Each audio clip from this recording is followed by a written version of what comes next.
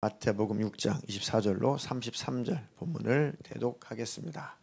한 사람이 두 주인을 섬기지 못할 것이니 혹 이를 미워하고 저를 사랑하거나 혹 이를 중히 여기고 저를 경히 여김이라. 너희가 하나님과 재물을 겸하여 섬기지 못하느니라. 그러므로 내가 너희에게 이르노니 목숨을 위하여 무엇을 먹을까 무엇을 마실까 몸을 위하여 무엇을 입을까 염려하지 말라.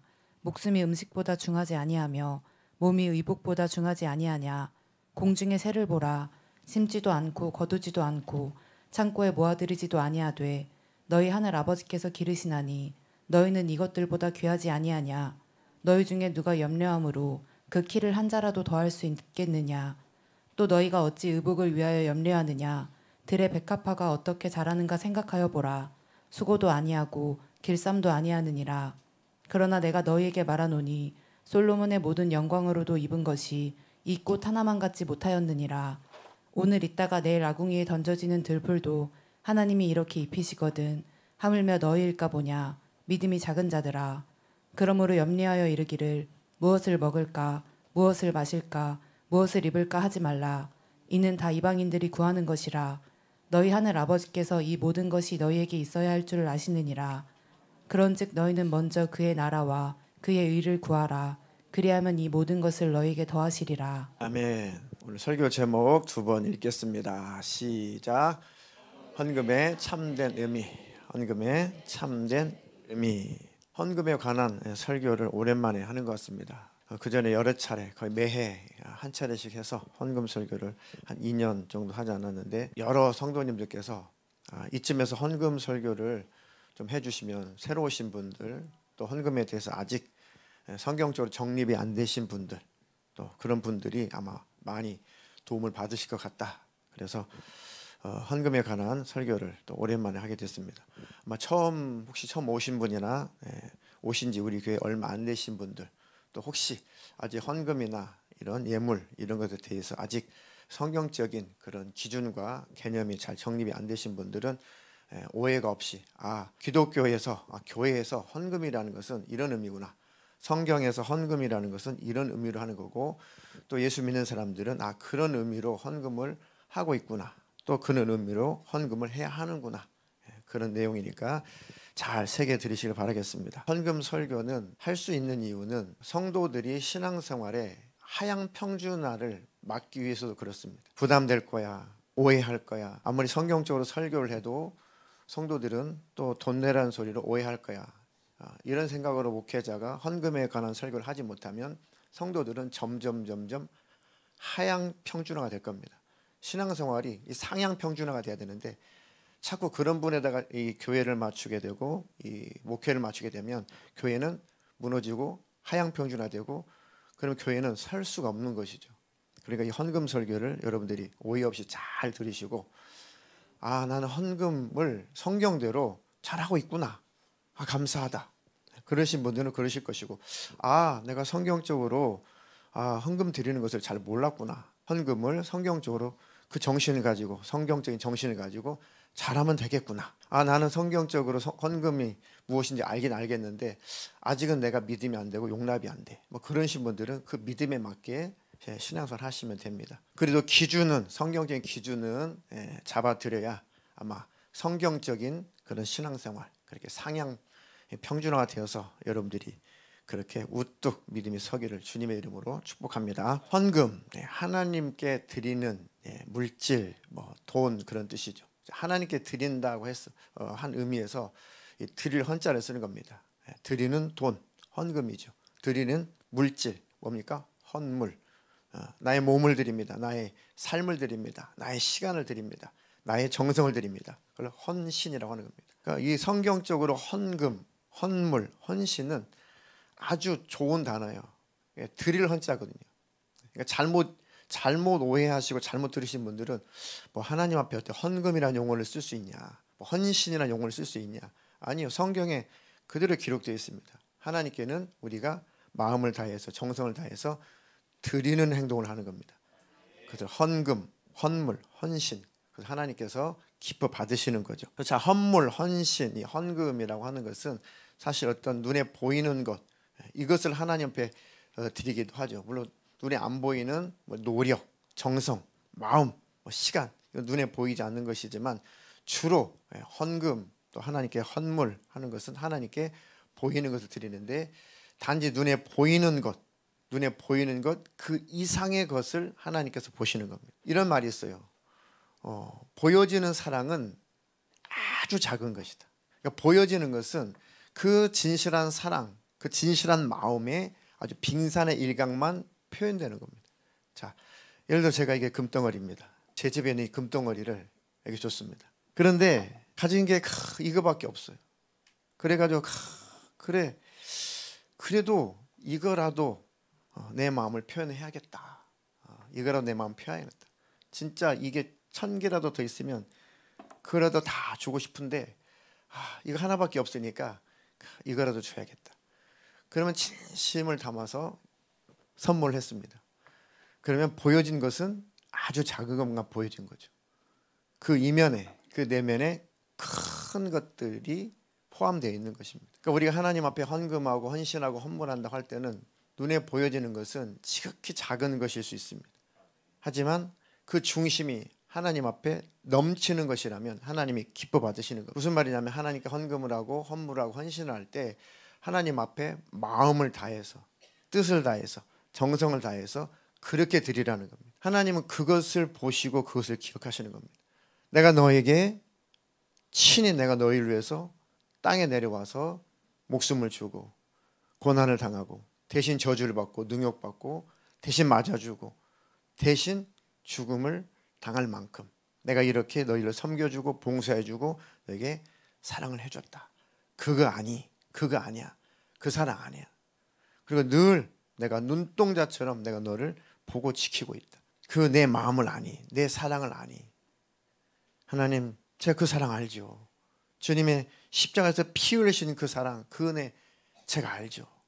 그래서 제가 주님의 나라를 위해서, 주님의 몸된 교회를 위해서 정말 헌신하고 또 주님의 그 일이 잘 되길 원해서 정말 정성을 다해서 하나님 앞에 예물을 드립니다. 예물이라고 하는 것은 구약의 제물과 구분이 되어서 예를 갖춰서 드리는 물질을 예물이라고 합니다. 헌금도 예물처럼 드리라는 얘기죠. 구약의 제물의 그 예물은 제사를 위한 것이고 그것도 하나님께서 하나님의 마음을 다해서 중심을 다해서 예를 갖춰서 그렇게 드리는 것을 예물로 하나님은 칭하셨거든요.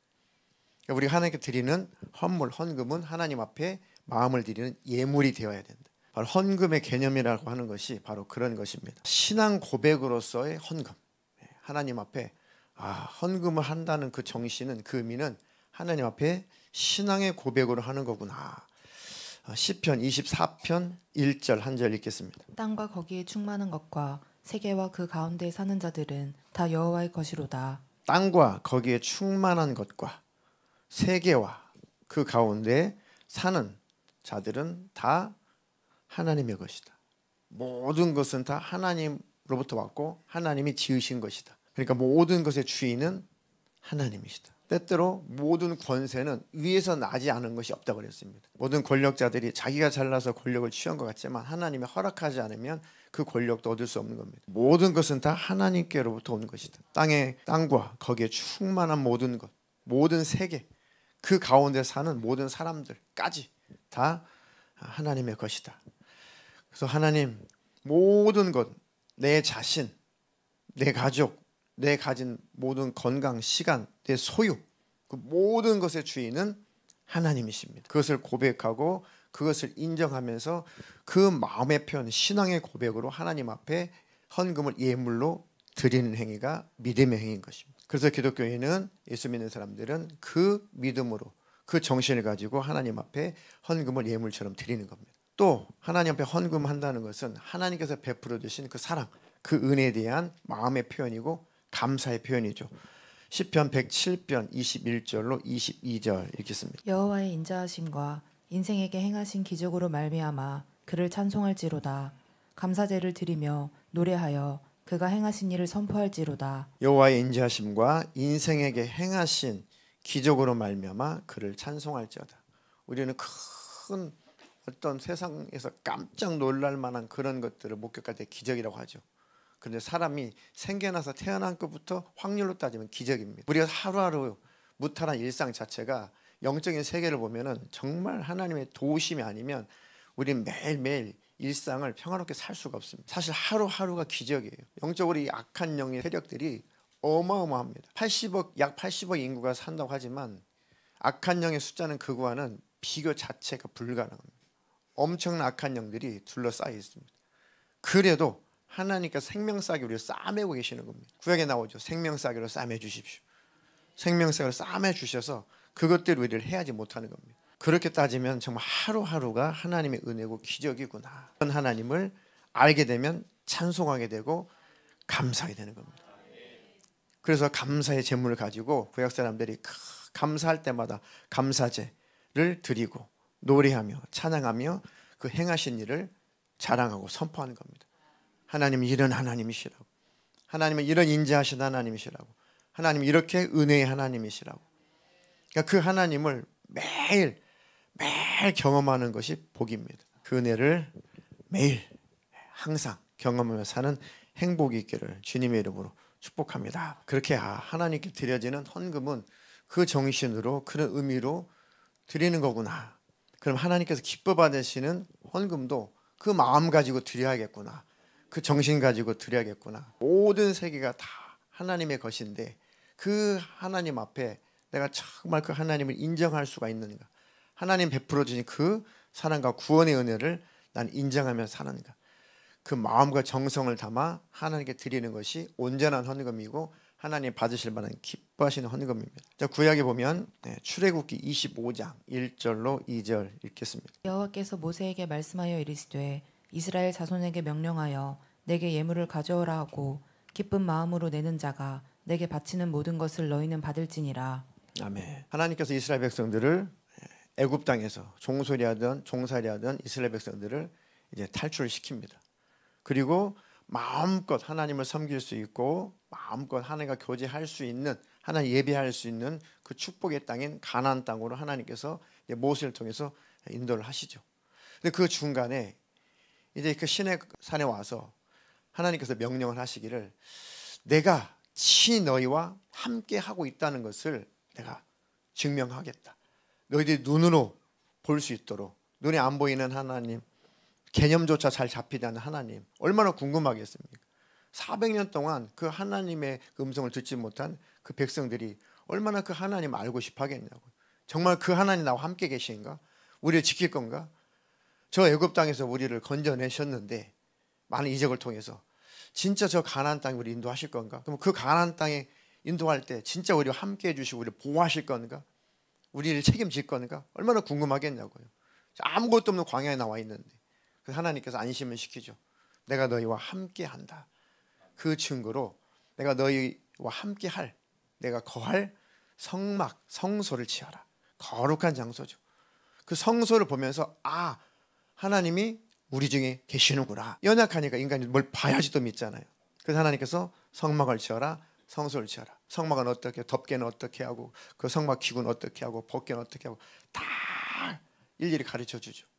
근데 거기에 들어갈 만한 이 노시라든지 소위 말하는 구리 같은 거, 특히 이제 이런 금 같은 거, 이게 사실은 그 사이즈에 비하면 어마어마한 것들이 많이 들어갑니다. 굉장히 많이 들어갑니다. 아마 천문학적인 숫자에 그는 금이 들어가요. 그래서 하나님께서 모세에게 말씀하시죠. 이스라엘 자손에게 명령하여 내게 예물을 가져오라 하고, 예물에 주목하시. 예물은 뭡니까? 마음, 정성, 하나님께 드리는 그 이유를 알고 하나님께 드리는 것이 바로 예물인 겁니다. 아니면 뺏기는 거예요. 예물로 헌금을 하십시오. 아니면 뺏기는 겁니다. 뺏기는 것은 피차가 복이 없는 거예요.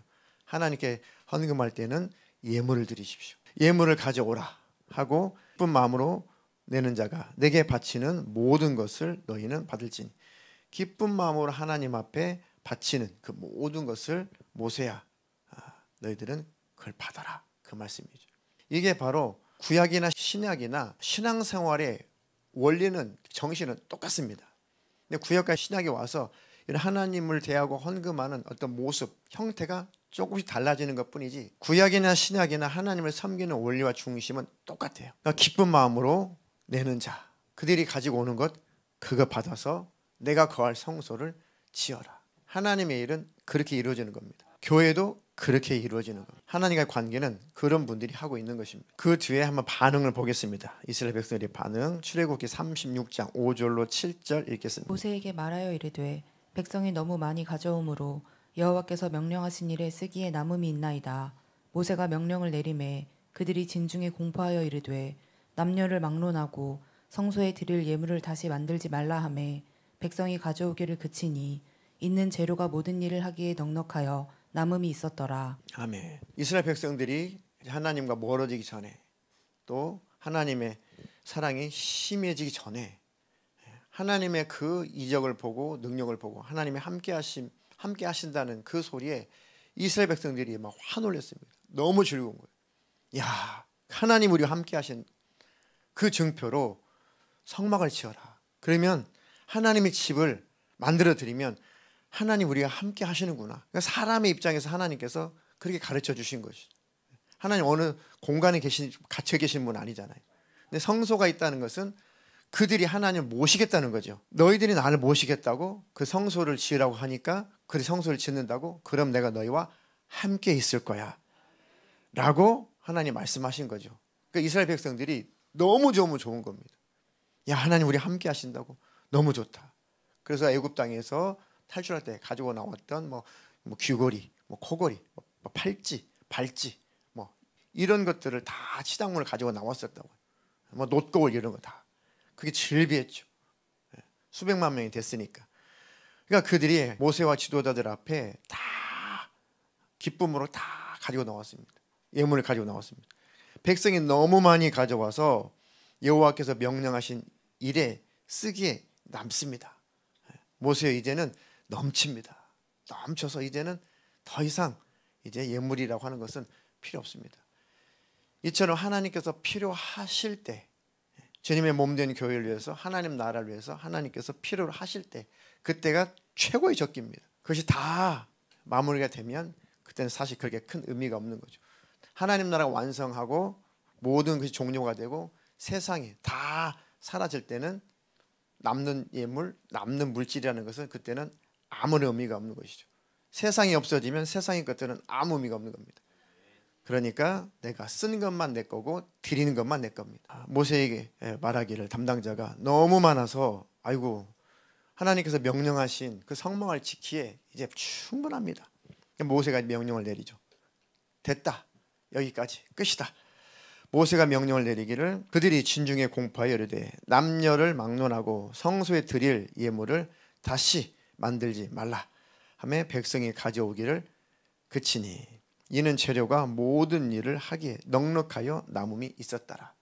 이게 바로 하나님께서 원하시고 하나님께서 기뻐하시는 신앙의 모습입니다. 처음부터 하나님께서 기쁜 마음으로 내게 가져오는 것, 내게 바치는 그 모든 것을 다 받아라. 그게 바로 헌금이고 헌물이고 헌신의 정신인 겁니다. 그것이 하나님이 넘치도록 하나님 앞에 드려지는 그 모습을 보고 하나님은 아까 말 빙산의 일각 그 물질이 하나님께서 금이 필요하겠어요. 하나님께는 돈이 필요하겠어요. 근데 하나님께서 그 모습을 바라보고 야 넘치도록 너희들이 이게 내게 가져와서 예물을 드리는 모습을 보니 너희들이 내 은혜를 알고 있구나. 내 사랑을 알고 있구나. 너에게 베풀어준 그 내 마음을 알고 있구나. 그래서 넘치도록 쓰기에 남음이 있다. 이런 표현하는 것은 하나님의 마음을 표현하는 겁니다. 내가 만족한다. 내가 기뻐한다. 내가 흡족하다. 내가 너희들에게 고맙다. 하나님은 하나님과 관계는 이루고 싶은 거예요. 그러니까 교회에서 헌금한 헌금도 하나님 앞에 그 정신으로 드리라는 겁니다. 뭐 누가 뭘 하든 말든 나와 하나님과 관계만 잘하면 됩니다. 그게 가장 중요한 것이죠. 좀 구체적으로 11조는 10분의 1이라는 뜻이죠. 자, 또 성경적으로 영적으로 11조 10분의 1은 무엇을 의미할까요? 여러 번 설교를 했는데도 아마 망각하셨을 겁니다. 10분의 1, 첫 것, 첫 새끼, 첫 장자, 첫 것은 뭘 의미하는 걸까요? 모든 것의 대표인 거죠. 모든 것의 대표. 그러니까 11조를 드린다는 것은 모든 것은 다 하나님의 것입니다. 그것을 인정함으로 그것의 대표를 드리는 거예요. 내 가진 모든 것, 이것도 하나님 것입니다. 그런데 하나님께서 그 모든 것을 원하시는 게 아니죠. 그 고백을 원하시는 거죠. 그래서 하나님께서 네가 가진 모든 것이 내게로 왔고 내가 준 것이라는 것을 인정한다면 그러면 대표만 갖고 나와. 그걸 인정하는 그 표시로 그 대표성을 띠는 것을 가지고 나와. 그게 10분의 1, 11조라고 하는 거예요. 그래서 구약에서는 이 성막을 지어놓고 레위인들은 뭘 했습니까? 레위인들은 이제 제사장 계열이죠. 성막 안에서 일하는 사람들, 대제사장, 제사장, 또 성막에서 일하는 레위인들, 그들은 하나님께서 땅도 안 주고 그들에게는 뭐 일할 거리도 안 주고 뭐 목축업 할 수 있는 경제 활동을 할 수 있는 것을 허락을 하지 않았습니다. 너희들은 오직 이 이스라엘 백성, 내 백성의 너희들은 대표로서 나를 위해서 헌신을 해라. 그리고 말씀을 강론하고 전하고 가르치고 대신 제사를 하고 감사제, 속죄제, 속건제 이런 수많은 그 제사를 너희가 내 백성의 대표인 레위인 너희들이 대표로 그 일을 해라. 그러니까 레위인들은 12지파의 대표였다고요. 그래서 아무것도 안 줬죠. 그러니까 너희는 나에게 예물을 드리는 그 마음으로 너희 민족의 대표인 레위인들에게 가지고 와서 11조를 드려라. 이게 바로 너희가 나를 섬기는 거다. 그래서 이스라엘 백성들이 구약에 11조를 했던 것은 레위인들에서 드렸습니다. 레위인들은 그것을 먹고 그것을 살림하고 쓰면서 오직 하나님의 전에서 하나님의 일만 했던 거죠. 자, 그리고 레위인도 수입이 있으니까 레위인도 하나님 앞에서 서 있는 사람이잖아요. 그러니까 레위인도 그 받은 11조에서 또 11조를 떼서 하나님 전에 또 드린 겁니다. 그게 바로 레위인들이 드렸던 또 11조입니다. 레위인이든 백성들이든 누구나 다 이 모든 것은 다 하나님께서 주신 것이고 하나님의 것입니다라는 의미로 그 대표, 내 가진 모든 것의 대표 그 11조를 드렸던 겁니다. 그러니까 목회자가 헌금을 통해서 생활비를 받죠. 그럼 레위인도 11조를 하는 것처럼 목회자도 떼어서 11조를 또 하는 거. 그러니까 정신과 원리는 똑같은 거예요. 또 축제를 위한 11조가 있었습니다. 구약 백성은 하나님 앞에서 즐거워하고 하나님 앞에 기쁨으로 예배하고 기쁨으로 춤추고 기쁨으로 노래하는 그런 축제를 하나님께서 정해놓고 그때에 사용할 수 있도록 또 구분해서 11조를 내라. 그때는 신정국가였기 때문에 국가에 대한 세금이 없었어요. 그러니까 하나님께 드리는 그 11조 자체가 세금 모든 것들이 다 포함되어 있는 겁니다. 그러니까 축제를 위한 11조를 내라. 그러니까 축제를 위한 세금을 내라 그런 얘기예요. 축제를 위한 11조 내라. 그러면 그거 가지고 너희들이 그거 모아놓은 거 가지고 같이 내 앞에서 노래하고 춤추고 기뻐하고 즐거워서 마음껏 기쁨과 즐거움을 나와 함께 누리자. 그때 써야 되니까 11조를 또 구분해서 내라. 이렇게 말씀하신 거고. 또 빈민들 위해서 11조를 내라고 했습니다. 빈민. 이거는 3년에 한 번씩 이 구제를 위해서 빈민들을 위해서 그들을 구제해야 되니까 3년에 한 번씩 또 11조를 내라. 자, 그럼 평균을 잡아보세요. 레위인들 위한 11조, 또 축제를 위한 11조, 빈민들 위한 11조, 30% 정도 돼요. 30%. 매년 평균 구약 백성들이 하나님께 드려지는 11조가 30%입니다. 근데 그때는 뭐 세금이니 뭐니 이런 것 자체가 없어요. 그 모든 것들이 다 운영할 수 있는 운영 자금이었습니다.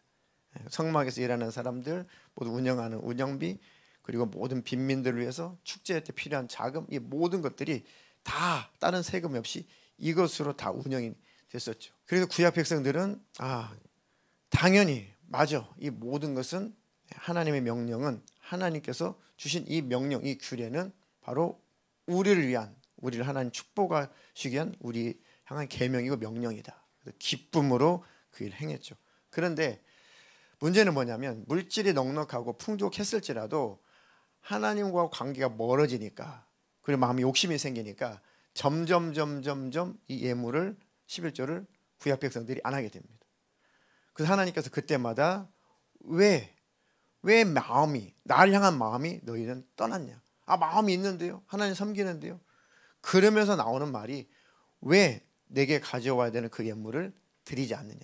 왜 나를 향한 네 마음이 왜 떠나느냐 그 말씀하고 계시는 거예요. 그러니까 구약이나 신약이나 하나님 앞에 드려지는 예물의 그 정신은 똑같은 겁니다. 우리가 성령이 충만하고 은혜가 충만하면 우리가 딱딱딱 구분해서 하나님께 감사 헌금도 하고 11조도 하고 또 범사에 감사를 했으니까 또 구분해서 드릴 것을 드리고 봉사도 하고 섬김도 하고 또 다른 일에 동참하기도 하고 하죠. 그런데 만약 욕심이 생기거나 또 주님과 관계가 멀어지면 제일 먼저 하기 싫은 게 헌금이고, 제일 먼저 하기 싫은 게 섬김이고, 제일 먼저 하기 싫은 게 봉사입니다. 그러니까 그것을 눈에 보이는 것을 가지고 잘 기준을 삼으라는 겁니다. 잘 분별하라는 겁니다. 난 하나님 앞에서 내 마음이 온전한가, 올바른가. 야고보서는 행함이 없는 믿음은 그 자체로 죽은 것이라고 했죠. 하나님 사랑합니다. 그 은혜를 압니다. 십자가에서 피 흘려 죽기까지 나를 사랑하신 구원의 은혜 저는 압니다. 그런데 하나님께 드려진 예물은 아무것도 없다. 거짓말하는 거죠. 스스로 자기 마음을 속이고 있는 거죠.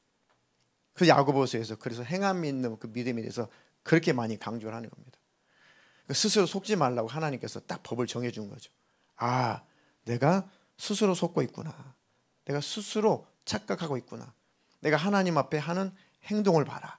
내가 하나님께 드리는 예물의 모습을 봐라. 내가 하나님께 헌금할 때 헌금하는 내 생각, 내 마음, 내 정신, 내 태도를 한번 바라보니까 아, 나와 하나님과 관계가 수준이 요만큼이구나. 적나라하게 나오죠. 헌금만큼, 예물만큼 하나님과 나의 관계를 정확하게 가르쳐 주는 것도 없습니다. 유튜브 설교나 또 나름 뭐 개혁하신다는 분들, 그리고 뭐 참신하게 목회하신다는 분들이 가끔 이 11조의 불필요성, 11조는 뭐 율법적이라는 이런 설교를 해서 많은 기독교인들을 혼미하게 만들고 또 이렇게 유혹하고 또 주님과의 관계를 끊어놓는 그런 유튜브 설교자들이 있습니다. 저는 강단에서 감히 말하는데 그런 비성경적인 그 설교를 좋아하는 것은 마음속에 인색함이 들어오면 그걸 좋아해요. 안 해도 되는구나. 안 해도 된다. 그게 성경적이라면 안 하고 그냥 하나님과 관계, 예물 관계가 전혀 없는데 하나님과 관계가 그래도 친밀해진다. 그래도 하나님을 사랑하게 된다. 그래도 믿음에 성장한다. 그래도 기도가 잘 되고 그래도 천국을 더 소망하게 되고 그래도 삶이 평탄하고 행복하다. 그런 열매가 있다면 뭐 성경적이겠죠. 근데 제가 알기로 제 경험으로 제가 관찰하기는 그렇게 비성경적으로 헌금 생활하고 비성경적으로 하나님 관계를 했을 때 신앙의 상태는 엉망이었습니다. 네, 엉망입니다. 하나님과 관계도 희미합니다. 이건 하나님과 나와의 관계를 잘 재어볼 수 있는 바로미터 같은 거예요. 자, 창세기 14장 17절로 20절 읽겠습니다. 아브람이 그돌라오멜과 그와 함께한 왕들을 쳐부수고 돌아올 때에 소돔 왕이 서의 골짜기 곧 왕의 골짜기로 나와 그를 영접하였고 살렘 왕 멜기세덱이 떡과 포도주를 가지고 나왔으니 그는 지극히 높으신 하나님의 제사장이었더라. 그가 아브람에게 축복하여 이르되 천지의 주제이시오 지극히 높으신 하나님이여 아브람에게 복을 주옵소서. 너희 대적을 내 손에 붙이신 지극히 높으신 하나님을 찬송할지로다 하매 아브람이 그 얻은 것에서 10분의 1을 멜기세덱에게 주었더라. 아브라함이 11조라는 것을 했는데 이것은 율법 이전의 사건입니다. 11조 율법적인 그런 분들은 아마 이 구절을 아마 간과하신 것 같아요. 율법을 하나님께서 정해서 11조를 그 제도를 만들기 전에 이미 아브라함은 자원해서 하나님 앞에 믿음의 고백, 신앙의 고백, 감사의 고백으로 11조를 드리기 시작했다고. 그러니까 이 하나님과의 그 관계, 그게 바로 예물이고 헌금인 겁니다. 이 아브라함이 이 롯과 같이 생활할 때 그 조카 그 롯이 그 롯의 재산도 불어나고 아브라함의 재산도 불어나고 그러니까 롯도 점점 잘 되고 아브라함도 잘 되죠. 그러니까 롯의 이 종들이 있고 아브라함의 종들이 있습니다. 같은 동네 같은 지역에 살다 보니까 이게 서로 종들끼리 막 다퉈요. 그러니까 소위 삼촌의 종들하고 제가 롯이라면 내 종들하고 싹이 완력 다툼을 하는 겁니다. 더 뺏으려고 더 가지려고. 예를 들면 양들이 좋아하는 그 목초지가 있으면은 빨리 선점해가지고 경쟁해가지고 빨리 차지하려고. 근데 롯은 아브라함이 아니면 그런 복을 받을 인간이 아닌데 그러니까 롯도 그것을 제재를 못해요. 그냥 내버려 두는 거죠. 그러니까 아브라함이 부릅니다. 삼촌이 부르죠. 야 그러지 말고 너와 나와 의의가 상할 게 뭐가 있냐. 네가 제일 좋은 거 네가 먼저 선택을 해라. 제일 좋은 땅을 네가 선택하면 네가 그리 가고 나는 그 반대쪽에서 살 테니까 모든 선택권은 먼저 너에게 줄 테니까 네가 제일 좋은 땅을 한번 살펴보고 네가 선택해라. 그 다음에 내가 선택을 하겠다. 그러니까 롯이 선택한 곳이 그 유명한 소돔과 고모라 땅이죠. 보니까 너무너무 잘 되어 있습니다. 너무너무 윤택하게 보이고 그래서 여호와의 동산과 같다라고. 롯이 볼 때는 이야 정말 하나님께 준 축복의 땅과 같이 보이는 겁니다. 왜요? 생각과 마음에 물질 욕심이 가득하니까 그 번성한 그 도시가 너무너무 보기 좋은 거죠. 그러니까 여호와의 동산과 같았다라고 기록되어 있습니다. 롯이 자기 눈에 보기에는 그것이 여호와의 동산 같은 거. 아니요. 지금 여호와의 동산은 아브라함을 통해서 주시를 복을 주시는 그 하나님 안에 있는 게 여호와의 동산이에요. 롯이 아이고 삼촌, 제가 하나님의 은혜로 삼촌 때문에 삼촌을 통해서 하나님께서 이렇게 은혜를 주셨으니까 제가 종들을 잘 다스려서 좀 거리를 두고 좀 살면 되지. 아우 저보로 떠나시라면 어떡합니까? 아이고 아니면 이렇게 나와야 되는데 롯은 이참에 잘 됐다. 독립해가지고 거부가 돼야지. 보니까 잘 건설된 그 도시를 보니까 여호와의 동산 같은 거죠. 저희가 하면 더 출세하겠다. 저희가 하면 더 잘 되겠다. 그래서 하나님을 떠나 아브라함을 떠나 그리 간 거죠. 성경에 기록되듯이 그건 아주 타락한 도시, 아주 번성한 도시긴 해요. 잘 먹고 잘 살고 아주 윤택한 겉으로는 아주 윤택한 도시죠. 아름다운 도시처럼 보이죠.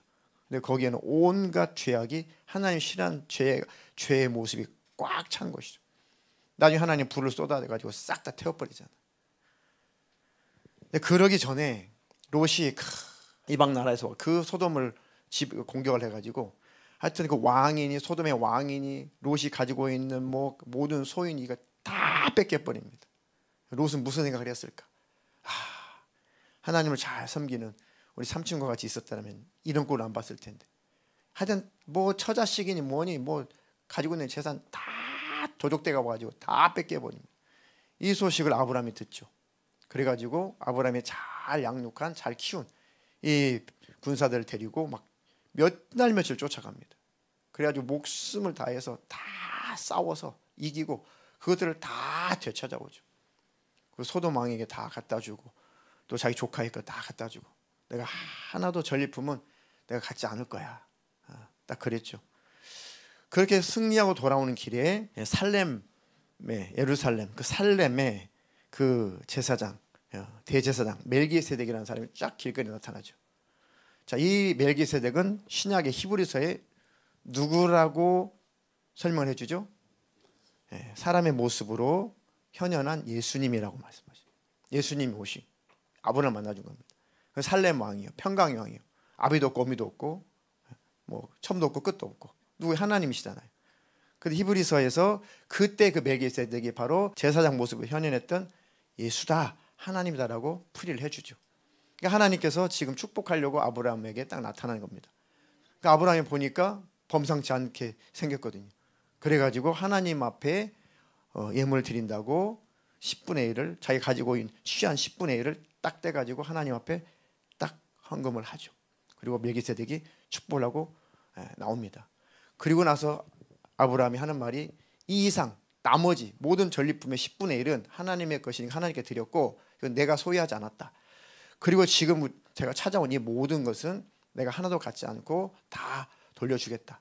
그러니까 살렘 왕, 네가 너 때문에 아브라함이 내가 부자 됐다고 그 소리를 하지 마라.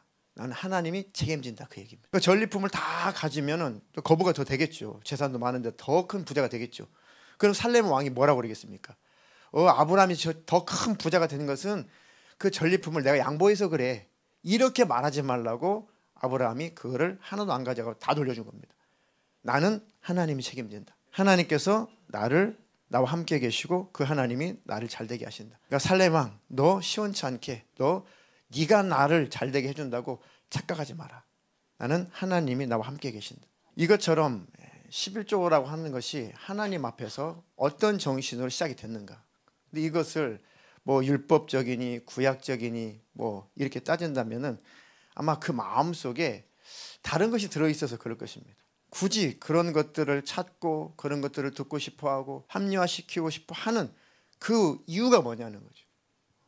저는 신앙적으로 영적으로 그걸 지적하고 싶은 게 그 이유가 뭐냐. 하나님 더 잘 섬기고 싶어서 그런 것들을 찾고 그런 것들을 근거로 해서 안 하려고 하는 거냐. 아니면 정확하게 성경대로 살려고 하는 거냐. 제가 볼 땐 대부분 다 마음속에 하나님과 관계가 멀어질 때 11조가 부담스러울 때 또 물질적인 욕심이 들어올 때 굳이 그런 설교들을 많이 듣고 그런 설교들을 더 지지를 하는 것은 하나님과의 관계를 잘 살펴보면 답이 나옵니다. 저는 그런 생각, 그런 경험이 없겠습니까? 그래? 그렇구나. 그런데 성경을 보니까 이것도 고도로 발달된 미혹이구나. 하나님 앞에 할 수 있는 것, 하나님 앞에 해야 할 것, 이것을 또 성경을 또 잘못 해석해가지고 그것도 못하게 하는 것도 이것 또한 마귀 역사구나. 이것 또한 하나님과 나와의 관계를 멀어지게 하는 거구나. 그러니까 설교의 홍수 속에서 헷갈리는 것은 꼭 담임 목사한테 한번 점검을 하십시오. 그런 분들 여러분 계셔서 너무 감사해요.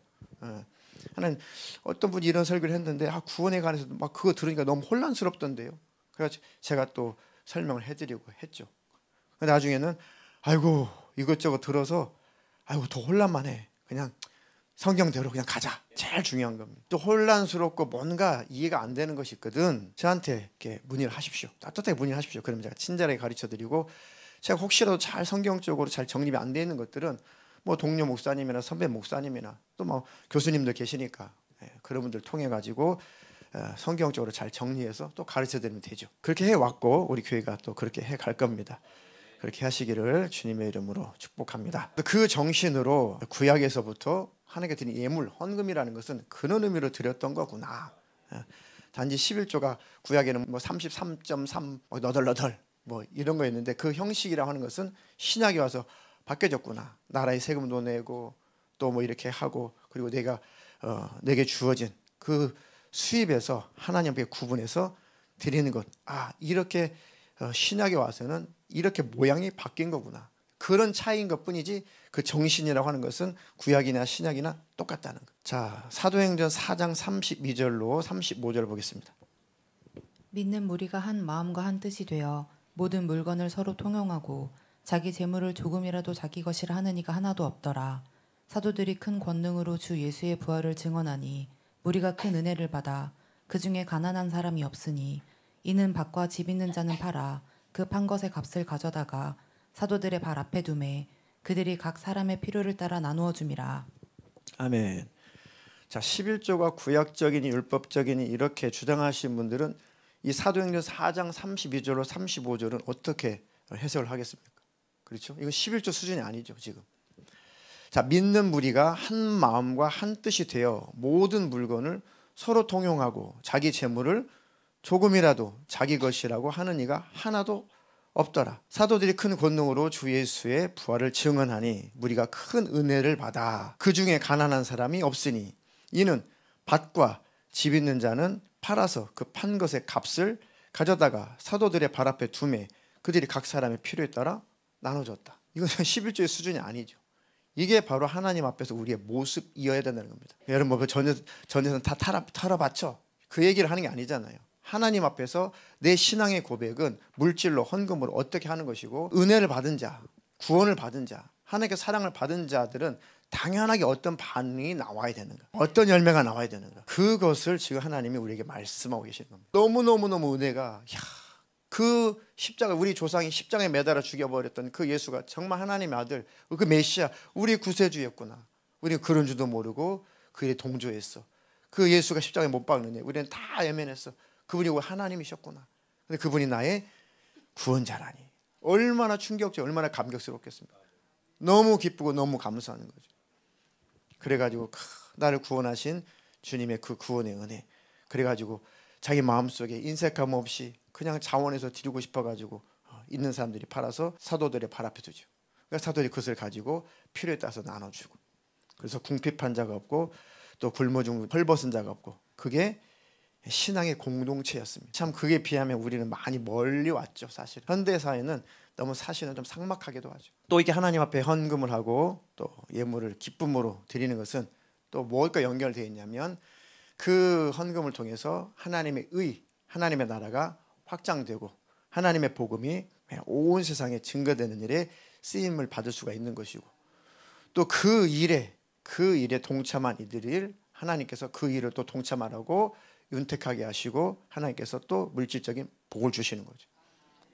하나님께 신앙의 고백, 감사의 고백으로 헌금하는 거구나, 11조 하는 거구나. 거기에다가 주님의 복음이 온 세상에 증거되기 위해서 그 일에 쓰임 받고 싶어서 쓰여지라고 헌금하는 거구나. 하나님 나라 확장을 위해서 하나님 나라 확장된다는 것은 교회를 중심으로 확장이 되는 거니까. 그죠? 그러면 교회가 몸된 교회가 잘 세워지고 몸된 교회가 잘 되기 위해서 되길 원해서 하나님 앞에 헌금을 하는 거구나. 그 정신으로 헌금하는 이들에게 하나님께서 그 일에 더 동참할 수 있도록 복을 주시되 물질의 복을 주시고 건강의 복을 더불어 주신다. 그러니까 복 받기 위해서 헌금해. 그런 의미보다 하나님께 온전한 정신을 가지고 헌금 생활 12조 생활을 했더니 하나님과 그 정신을 기뻐 받으시고 그들을 더 자라라고 윤택하게 하시고 더 부으신다는 겁니다. 그렇지 않으면 타락하고 그렇지 않으면 주님을 떠나니까 물질이 그만큼 깨달으라고 말라지게 되겠죠. 그러니까 온전한 헌금 생활을 하지 않으면 마음도 쪼그라들고 인색해지고 물질도 마르고 하나님과 관계도 어색해지고 이웃과의 관계도 어색해지고 다 모든 것이 말라요. 근데 하나님 보고 온전한 11조 온전한 헌금을 드리는 자들에게는 생활, 삶, 마음, 물질 모든 사람과의 관계, 하나님과 관계가 넉넉해지는 그 증거를 하나님께서 예물로 헌금으로 하나님께서 삼으신 거예요. 왜? 우리의 피부에 느끼라. 자, 표준 세번역 버전으로 고린도 후서 9장 6절로 10절 읽겠습니다. 요점은 이러합니다. 적게 심는 사람은 적게 거두고 많이 심는 사람은 많이 거둡니다. 각자 그 마음에 정한 대로 해야 하고 아까워하면서 내거나 마지 못해서 하는 일은 없어야 합니다. 하나님께서는 기쁜 마음으로 내는 사람을 사랑하십니다. 하나님께서는 여러분에게 온갖 은혜를 넘치게 주실 수 있습니다. 그러므로 여러분은 모든 일에 여러분이 쓸 것을 언제나 넉넉하게 가지게 되어서 온갖 선한 일을 얼마든지 할 수 있습니다. 이것은 성경 말씀에 기록한 바 그가 가난한 사람들에게 아낌없이 뿌려주셨으니 그의 의로우심이 영원하다 한 것과 같습니다. 심는 사람에게 심을 씨와 먹을 양식을 공급해 주시는 하나님께서 여러분에게도 씨를 마련해 주시고 그것을 여러 갑절로 늘려주시고 여러분의 의의 열매를 증가시켜 주실 것입니다. 네, 여러분의 의의 열매를 증가시켜 줄 것이다. 그래서 하나님 앞에 기쁜 마음으로 온전한 마음으로 헌금하고 심는 자를 하나님께서 몇 배로 넘치도록 하나님께서 열매 맺게 해주시고 해주실 것이다. 그래서 그들이 하나님의 의가 선포되는 일에 복음이 증거되는 일에 하나님 나라가 확장되는 일에 그 의의 열매를 너를 통해서 내가 증가시키고 싶다. 그게 바로 하나님과 우리의 관계 이어야 된다. 그런 관계를 이어주고 그것을 표현하는 것이 헌금이다. 그 이상 뭐 성경적으로 뭐가 더 설명이 필요하겠습니까? 소위 좀 쉽게 설명하면 종자라는 것이 있죠. 아무리 가난한 때도 뭐 어르신들은 뭐 실감을 많이 하셨겠지만 보릿고개라는 것이 있었어요. 아주 실감하지 않았지만 희미하게 기억나는 게 저 아주 어릴 때 태어나서 얼마 안 되고 아직 엄마 젖을 아직 다 떼기도 전에 그때였던 것 같아요. 저는 기억 안 나지만 할머니께서 그 얘기를 해주셨습니다. 네가 태어나서 바로 엄마가 네 동생을 가져가지고 동생 가지면은 걔 젖이 마르잖아 빨리. 할머니가 너무 불쌍해가지고 신나락을 갖다가 자 신나락은 또 해석해야 됩니다. 신나락이 설명하려고 그런 것이 지금은 뭐 다른 기술이 발달했지만 그 전에는 봄이 되면 벼 씨를 이 논에다가 이렇게 자리를 만들어 놓고 거기다 뿌립니다. 그게 싹이 나서 그게 이제 그 모가 되는 거죠. 벼 어린 싹이 되는 거죠. 쉽게 말하면. 근데 그것은 아무리 보릿고개고 아무리 배고파도 농부들이 절대 그건 죽었으면 죽었지 이것은 절대 쓰지 않습니다. 그 종자를 먹어버리면 봄에 어떻게 뿌리냐고요. 뿌리지 못하면 거두지 못하면 다 굶어 죽겠죠. 그러니까 이 종자는 절대로 좀 넉넉하게 보관을 합니다. 그리고 하여튼 뭐 풀을 캐먹든 뭐 하여튼 뭐 밖에 나서 뭐 쑥을 캐가지고 뭐 쑥개떡을 해먹든 그렇게 버티죠. 그 힘들 때는. 근데 할머니가 너무 불쌍해가지고 몰래 그 종자 신나락은 항상 뭐 몇 대박은 더 여유롭게 보관하니까 그거를 그냥 한 주먹 딱 갖다가 그 절구 있죠. 껍데기 까는 거. 그 절구에다 찧어가지고 키로 이렇게 해가지고 그거를 갈아가지고 뜬물처럼 갈아가지고 저만 이렇게 저를 먹였다는 거. 위로 누님 둘이 있는데 장남 장손이라고 이렇게 그걸 먹였습니다. 그 종자가 그렇게 중요한 거죠. 근데 그것도 이제 갖다가 이렇게 소위 미음 같은 걸 쏘가지고 저를 먹이셨습니다. 그 종자가 뿌려져서 그곳에서 많은 벼에 이삭이 열리죠. 많은 열매가 열리죠. 그러면 가을에 추수할 때 한 가마의 그 씨를 뿌리면 거기에 수십 배의 수확을 할 수가 있는 것이죠. 이것처럼 하나님 앞에 믿음으로 하나님께 신앙의 고백으로 감사로 온전히 하나님께 심어봐라. 정말 그렇게 심었는데도 마르냐? 절대 그럴 수 없다. 하나님께 믿음으로 심어라. 그러면 하나님께서 반드시 그에게 책임을 져주신다. 그러면 그들에게 왜 하나님께서 더 넘치도록 채워주시냐? 넘치도록 채워줬더니 이건 이제부터 내 거야 라고 욕심 부리지 않고 삶도 윤택해지고 넉넉해질 뿐만 아니라 넉넉해진 것을 또 주님을 위해서 복음을 위해서 얘는 쓸 줄 아는 애구나. 내게 표현할 줄 아는 애구나. 드릴 수 있는 믿음이 있구나. 그래서 그에게 계속해서 심을 것을 더 주신다는 겁니다. 거둘 것을 더 주신다는 거죠. 그게 바로 의의 열매를 증가시켜준다는 거예요. 우리를 통해서 의의 열매가 증가될 것 같으면 하나님께서 부어주실 겁니다. 그리고 하나님께 심는 것, 하나님께 드리는 것은 이 마중물과 같아요. 마중물이 또 뭔지 아시죠? 또 모르신 분을 위해서 또 사진을 한번 봐야겠습니다. 사진. 저기 뭡니까? 무슨 펌프입니까? 손 펌프죠. 그러니까 우리 동네에서는 이게 저 모양이 이렇게 작두처럼 생겼다고 그래가지고요. 작두샘이라고 우리 불렀거든요. 근데 높이가 지금 생각하면은 높이가 높지 않은데 어릴 때는 키가 작으니까 이렇게 손잡고 이렇게 올라와 있잖아요. 그 매달려 가지고 놀죠. 이렇게 쫙. 근데 바람만 픽픽 쐬고 물이 안 나와요. 왜 안 나왔을까요? 마중물이 없어서. 자, 작두 펌프는 지하에 있는 그 물을 지금 퍽 올리는 건데 저 원리가 뭐냐면 저 지하에 있는 물을 퍽 올리려면은 쭉 내려온 피스톤이 쭉 내려가서 올라올 때 공기가 안 새어야 진공 상태가 밑에가 되어야 쭉 압력에 따라 올라오죠. 근데 저게 이 피스톤이 주위가 고무로 돼 있는데 이게 말라 있으면은 그냥 밀착이 안 되니까 다 공기가 새버린다고요. 그러니까 밑에 진공 상태 안 되니까 물이 올라올 수가 없습니다.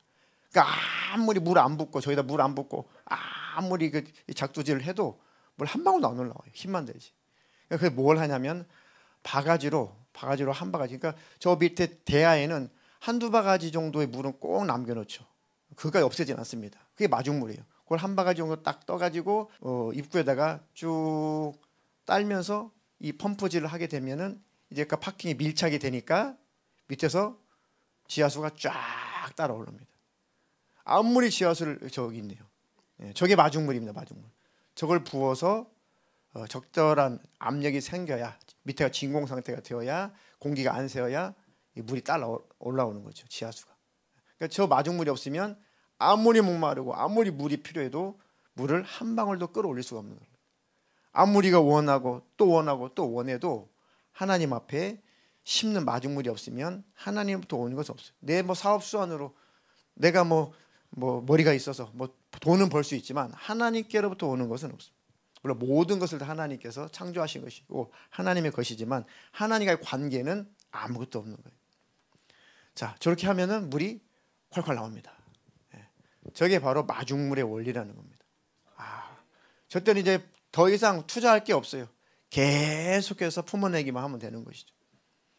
아무리 목말라도 저 마중물은 한두 바가지는 꼭 남겨놓는데 아무리 급하고 목마르다고 그 마중물마저 없애버리면 안 된다. 아무리 힘들고 어렵다고 내 삶이 그렇다고 하나님께 해야 될 것, 하나님과의 관계 그것마저도 싹 없애버리면 그 다음부터는 하나님께 무엇을 얻을 수가 있겠네. 그게 바로 마중물의 원리입니다. 그게 바로 하나님은 인격이셔서 그렇습니다. 내가 자꾸 말라간다, 힘들어간다. 그럼 하나님과 나와의 관계를 잘 생각해 보십시오. 그럼 정확하게 하나님께서 깨닫게 해주시고 가르쳐 주실 겁니다. 그리고 깨닫고 돌이키고 하나님과 관계를 잘하면 다시 하나님은 그 몇 배로 회복시켜 주세요. 그게 바로 하나님의 위로죠. 위로. 걱정하지 마십시오. 회복되고 하나님과 관계가 온전해지면 하나님은 그 이상으로 넘치게 하나님은 위로해 주실 것이다. 그 하나님이심을 꼭 믿으십시오. 꼭 기억하십시오. 한번 그 하나님 신뢰 한번 해보십시오. 마지막 갈라디아서 6장 7절로 10절 읽겠습니다. 스스로 속이지 말라. 하나님은 업신여김을 받지 아니하시나니 사람이 무엇으로 심든지 그대로 거두리라. 자기 육체를 위하여 심는 자는 육체로부터 썩어질 것을 거두고 성령을 위하여 심는 자는 성령으로부터 영생을 거두리라. 우리가 선을 행하되 낙심하지 말지니 포기하지 아니하면 때가 이름에 거두리라. 그러므로 우리는 기회 있는 대로 모든 이에게 착한 일을 하되 더욱 믿음의 가정들에게 할지니라. 아멘. 사람이 무엇으로 심든지 그대로 거둔다. 육체를 위해서 자기 육신만을 위해서 심는 자는 육신으로부터 썩어질 것밖에 거둘 게 없다. 성령으로 살면 성령을 위해서 심는 자는 성령으로 말미암아 영생을 거둘 것이다. 우리는 육신을 위해서, 나 자신을 위해서, 육체를 위해서 썩을 것을 심고 썩을 것을 거둘 거냐. 썩어 없어질 것인데 그것을 성령으로 하나님 옆에 온전히 심어서 그것을 통해서 관계가 온전해지고 영생을 거둘 것인가. 꼭 잘 판단하시고 믿음으로 행하시기를 주님의 이름으로 축복합니다. 그리고 모든 이에게 착한 일을 하되 믿음의 가정들에게 더해라. 믿음의 가정들을 잘 돌봐라. 그래서 교회에서 우리 중고등부 청년들 저녁에 교회를 좋아하니까 저는 정말 사실 흐뭇하거든요. 그러면 떡볶이도 해주고 싶고 피자도 사주고 싶고 치킨도 해주고 싶고 목양 사역자가 이리저리 또 배달도 해주고 주문도 해주고 커피도 사주고 하면서 그 믿음의 자녀들, 믿음의 가정들을 교회에서 돌보고 하는 것은 보람이고 굉장히 기쁨입니다. 그 일에 섬기는 것이 바로 하나님을 섬기는 것이고 하나님을 기쁘시게 하는 겁니다. 그러니까 늘 기쁨으로 자원함으로 하나님을 바라보고 하십시오. 하나님과 나와의 관계에 있어서 하나님께 내게 베풀어 주신 은혜가 뭐냐, 내게 베풀어 주신 사랑이 뭐냐, 그것을 기억하고 그 하나님을 향한 그 은혜와 사랑의 반응으로 우리는 헌금을 정성을 다해서 예물로 드리는 거구나. 그것이 바로 하나님께서 성경적으로 말씀하시는 헌금이구나. 그리고 주정헌금도 하시고 뭐 감사헌금도 하시고 뭐 11조도 하시고 하신 분들 하시죠. 그런데 교회가 또 공동체가 이런 일이 있으니 내가 거기에 동참하고 싶어. 내가 거기에 섬기고 싶어. 그래서 자원해서 섬기고 하시는 분들도 또 여럿 있죠. 그러니까 이것은 강요나 어떤 의무나 억지가 아니라 성령께서 안에서 그 기쁜 마음을 주시는 거죠. 그래서 섬기기도 하고 봉사하기도 하고 또 후원도 하기도 하고 쉬운 예로 반찬도 하시잖아요. 그죠? 우리 청년들, 남자 셀 또 성도님들 맛있게 드시죠? 그게 다 섬김이에요, 섬김. 그것을 기쁨으로, 즐거움으로, 봉사하는 마음으로, 섬기는 마음으로 하는 것. 그게 교회고 그게 바로 믿음의 공동체인 것입니다. 그렇게 하나님과의 관계를 믿음으로 행하시기를 주님의 이름으로 축복합니다.